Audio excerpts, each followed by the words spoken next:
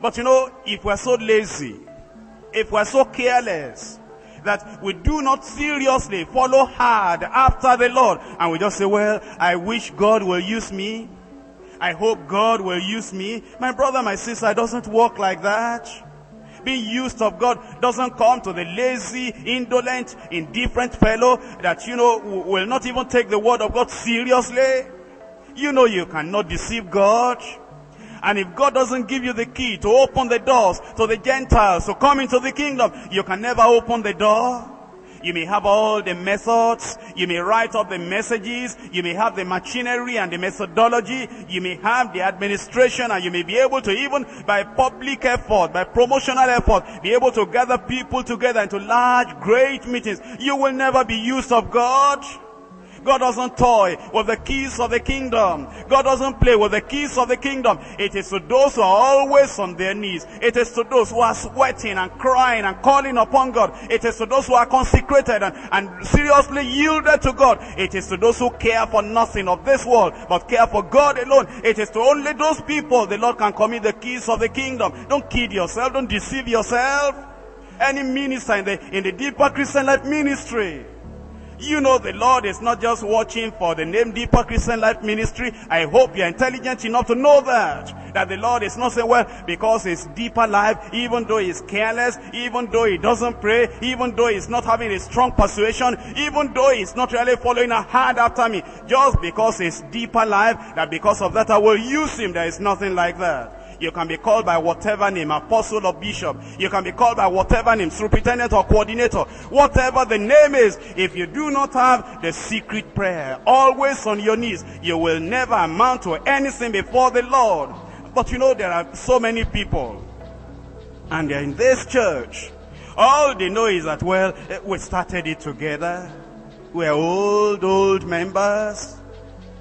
If you have eyes to cry, you should cry for yourself when you find yourself in that situation. Only saying that, well, I've been there all the time, I've been an old member there. God will just set you aside if you cannot get on your knees by secret praying and say, oh Lord, let your fire come upon me, because I want to be used of you in this growing church. God will rather raise up a stone to declare his glory. God will rather use the jawbone of an ass. God will rather use a little David, and God will rather bring a Joseph from the prison to come and declare the glory of his name and to convert people to him, rather than use a person who is just sitting in the church warming the bench and is not serious to follow after the Lord. If you are going to be used of God, you cannot take God for a ride. You cannot play with the things of God. You have to get on your knees and be a man of secret prayer. That's the point I'm making. In Luke chapter 18, reading from verse 1. And he spake a parable unto them to this end, that men ought always to pray and not to faint. You want to be used of God? You must be a man of prayer, secret prayer. A man that is always on his knees. A man that knows how to contact heaven. A man that intercedes, a man that prays. I don't mean there's a type of public praying that people do. You find people that pray in public, and they pray long prayer, loud prayer, and they try to use some type of vocabulary in their prayer. Those are hypocrites. If you do not have the closet praying, if your knees are not bended when you are in your closet, if you are not all the time with strong crying and tears, with real devotion and affection, calling upon the Lord in secret, if you come in the public to do anything, it's just hypocrisy. God is not going to take you serious.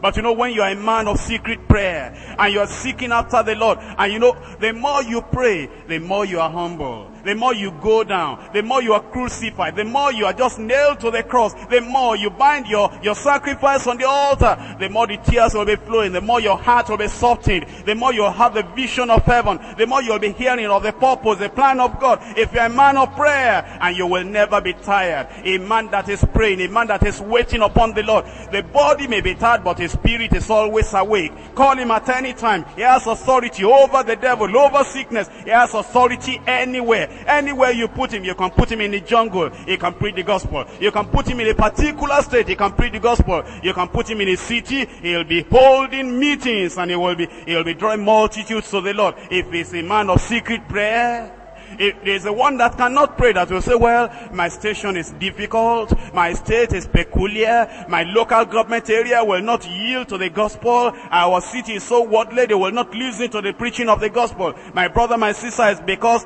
you are lazy, you cannot pray. Because God still holds the world in his hand, and he can move the hearts of men to obey the gospel. And if we will find the right man, if we will find the right man, the kneeling man, the praying man, if we will find the supplicating man, the interceding man, that man can go anywhere and preach the gospel with wonderful results, and many people will turn to the Lord.